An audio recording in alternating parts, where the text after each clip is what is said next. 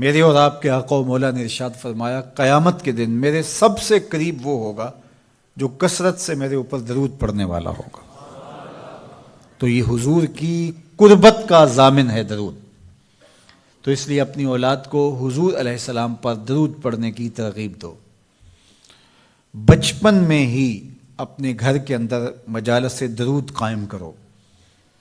روزانہ کی بنیاد پہ ہو تو بہت اچھا، نہیں تو ہر 8 دن کے بعد ایک دن ضرور متعین کر لیا جائے۔ جمعۃ المبارک کے دن کثرت کے ساتھ درود پڑھنے کی ترغیب دی گئی ہے، اور فرمایا اس دن فرشتے حاضر ہوتے ہیں۔ تو حضرت ابو درداء رضی اللہ تعالی عنہ نے عرض کی، یا رسول اللہ صلی اللہ علیہ وسلم، آپ کی حیات طیبہ میں تو ٹھیک ہے، لیکن جب آپ انتقال کر جائیں تو کیا اس کے بعد بھی یہ عمل جاری رکھا جائے؟ ابن ماجہ میں یہ روایت موجود ہے۔ تو حضور علیہ السلام نے حضرت ابو درداء سے فرمایا، ہاں میرے وصال کے بعد بھی اس عمل کو جاری رکھنا، اور ساتھ ارشاد کیا کہ ان اللہ حرم علی الارض ان تاکل اجساد الانبیاء فنبی اللہ حی یرزق۔ اللہ نے مٹی پر حرام کر دیا ہے کہ وہ نبیوں کے جسموں کو کھائے۔ نبی قبروں میں زندہ ہوتے ہیں، ان کو رزق بھی دیا جاتا ہے۔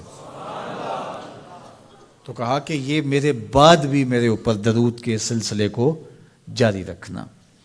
تو ایک مومن تو درود کے ساتھ جڑا ہوا ہے، وہ تو درود کے بغیر دن گزار ہی نہیں سکتا۔ الگ سے نہ بھی پڑھے تو اس کو نماز کے اندر درود پڑھنا ہی ہوتا ہے۔ درود ابراہیمی تو نماز کا حصہ بنا دیا گیا، اور اس کو کثرت کے ساتھ درود پڑھنے کی ترغیب دی گئی۔ تو درود ایک ایسا وظیفہ ہے کہ جو اپنی زندگی میں جتنا زیادہ شامل کر سکتے ہو اتنا زیادہ شامل کر لو۔ ویسے بھی درود پڑھنے سے بچوں میں تقدس پیدا ہوتا ہے، بچے پاک دامن رہیں، عفت مآب رہیں، ان کی طبع میں تقدس رہے۔ آپ چاہتے ہیں، ہر ماں باپ چاہتا ہے، اور پھر دور موجود کے اندر جو فتنے ہیں تو بہت ضروری ہے کہ ہماری اولادیں تقدس مآب رہیں۔ تو ان کو درود کی ترغیب دو، تو اس کا عملی نتیجہ یہی ہوگا کہ ان میں تقدس کا جوہر پیدا ہوگا، اور ان کی عصمت کی حفاظت رہے گی۔ اور درود شریف پڑھنے والے بچے اور درود شریف نہ پڑھنے والے بچے دونوں کی عادات میں فرق ہوتا ہے۔ درود پڑھنے والوں کی طبع میں رقت، لطافت، نرمی، محبت، شفقت جیسے جذبات پیدا ہوتے ہیں۔ یہ درود شریف کا عملی نتیجہ ہے۔ بعض لوگوں کو شکایت ہوتی ہے کہ ہمارے بچے بڑے اکھڑ ہیں، بڑے تند مزاج ہیں، بڑے سخت گیر ہیں، تو اس کا علاج کیا ہے؟ تو اس کا علاج یہی ہے کہ ان کو درود کی تسبیح دو۔ درود اکڑ توڑ دیتا ہے، طبیعت کی تندی نکال دیتا ہے، طبائع کی تلخیاں ختم کر دیتا ہے، محمد عربی کے نام کی مٹھاس پیدا کر دیتا ہے۔ حضور کا نام شہد سے میٹھا ہے، دل آویز ہے۔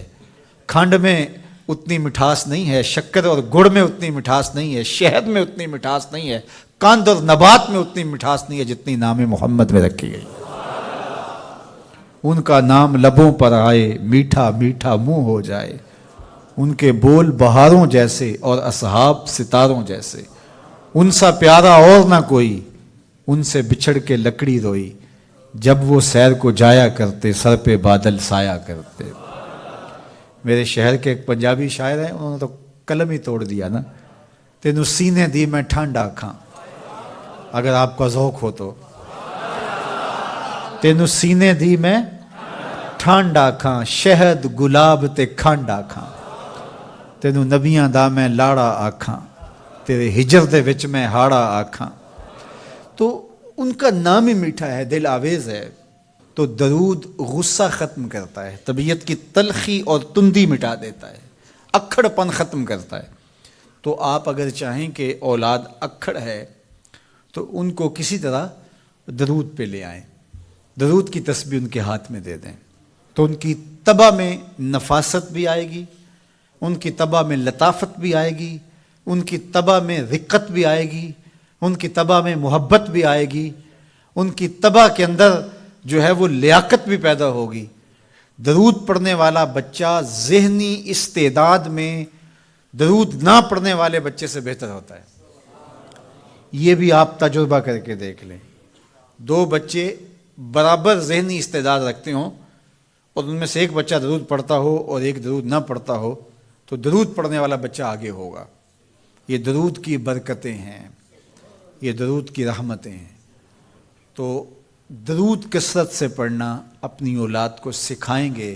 ہفتہ روزہ آپ محافل کا گھر میں انعقاد کر لیجئے اور اس میں صرف درود شریف پڑھ لیجئے، تو انشاءاللہ اس سے آپ دیکھیں گے کہ اولاد کو اس کا فرق پڑتا ہے۔ یہ تربیت کا ایک آسان نسخہ ہے اور یہ وہ وظیفہ ہے جس سے تھکن نہیں ہوتی، یہ وہ وظیفہ ہے جس سے طبیعت میں تلخی نہیں آتی۔